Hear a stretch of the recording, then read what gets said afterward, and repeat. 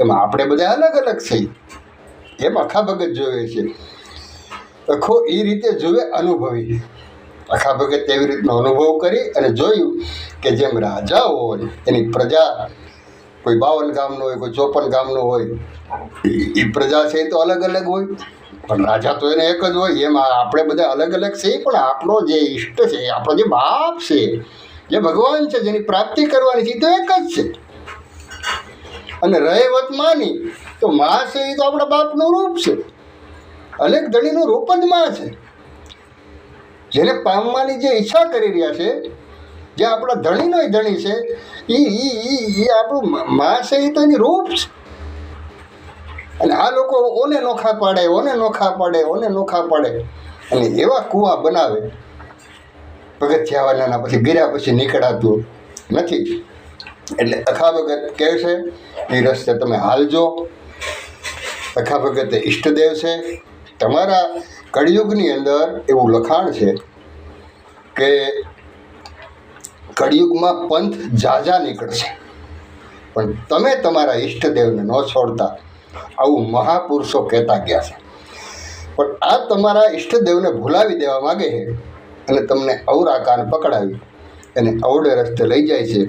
તો દરેકને મારી એવી વિનંતી છે કે પોતે પોતાના ઈષ્ટદેવને ન છોડવા અને ન છોડવા. કોઈ એમ કહે કે આને તમે મેલી દો, ત્યાંથી તમે પાછા વળી જાજો. કોઈ એમ તમને એમ કહે કે તમારી કુળદેવી છે એને તમે મેલી દો, એટલે ત્યાંથી તમે પાછા વળી જાજો. એટલે તમારે સમજી જવાનું કે આ ઘોડગુરુ ને ચીપા ચેલા હે, અહીંયા કાંઈ મળવાનું નથી. એ અંધારામાં છે ને આપને અંધારામાં રાખશે.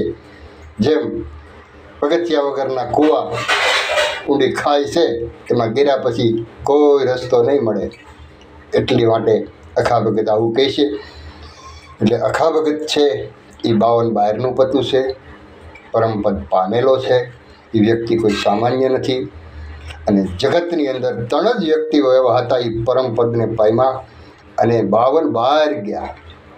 52 બહાર ખાલી 3 જ ગયા. એક અખા ભગત, એક સાંઈ બાબા અને એક કબીર સાહેબ. આ 3 52 બહારના પત્તા હતા. તો આની વાત આપણે માનવી જોઈએ. અને આ લોકો જે અત્યારે પ્રપંચો ફેલાવી રહ્યા છે એને તમારે ઉજાગર કરવા જોઈએ, ત્યાં ન જવું જોઈએ. અને તમારે ખુદને તમારા ઈષ્ટદેવને ચરણે થવું જોઈએ, તો જ તમારો પાર ઉતરશે.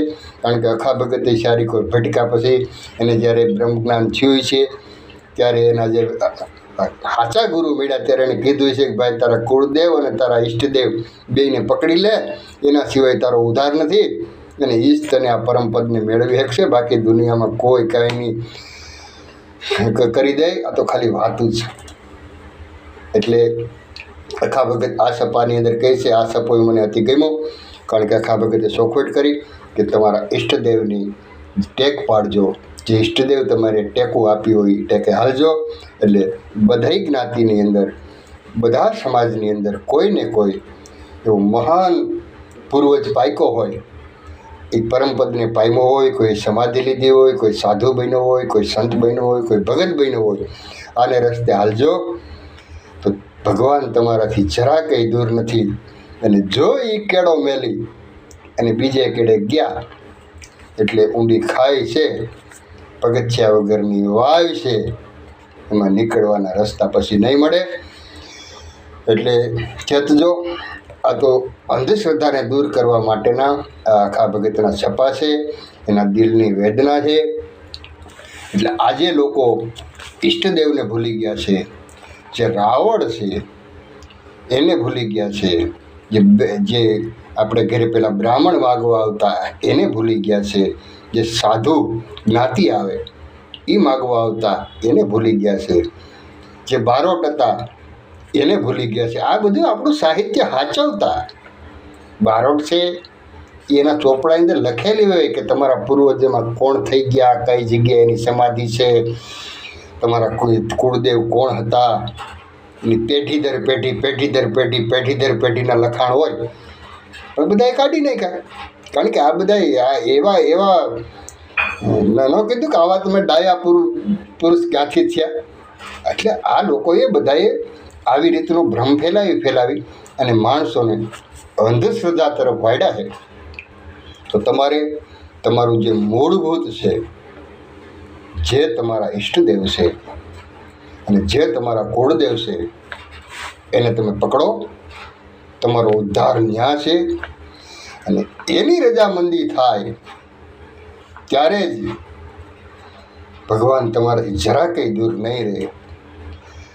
ને અત્યારનો યુગ એવો આવ્યો છે કે ઘરના મા બાપને કાઢી મેલી બુઢાશ્રમમાં મેલી આવે અને બીજાની ત્યાં થાળીઓ પીરહવા જાય તો એ થાળી થોડી પૂગે બાપા. આ જગત અત્યારે એવું થયું છે. એટલે સમજણ વગરની વાતો આ લોકો બધાય કરે અને લોકો હું કામે આના ઉપદેશ લઈ લે છે એ ખબર નથી પડતી. પણ હવે તો આમાંથી ઈશ્વર જ બચાવે. કારણ કે અખા ભગતના તો 1000 વર્ષ ગયા હતા, પણ હજી નહીં સમજીએ તો આપણે કેટલા વર્ષ જાય એનું નક્કી નથી. આ સમાજની અંદર જે અંધશ્રદ્ધાઓ છે એને રોકવી જોઈએ. આપણા ઈષ્ટદેવ છે અને એની ટેકું પાડવી જોઈએ. અને જે કુળદેવ છે એના સ્મરણ કરવા જોઈએ. મા બાપ બે એક જ છે. બાપને સમરો, સમજો. બાપનું સ્મરણ કરો કે માનું કરો, બે એક સમાન છે. એમાં કોઈ ભેદભાવ નથી. હર હર મહાદેવ. જય શ્રી રામ. જય અલેખધણી. આ બધી વસ્તુ આવી છે. હર હર મહાદેવ. જય અલેખધણી.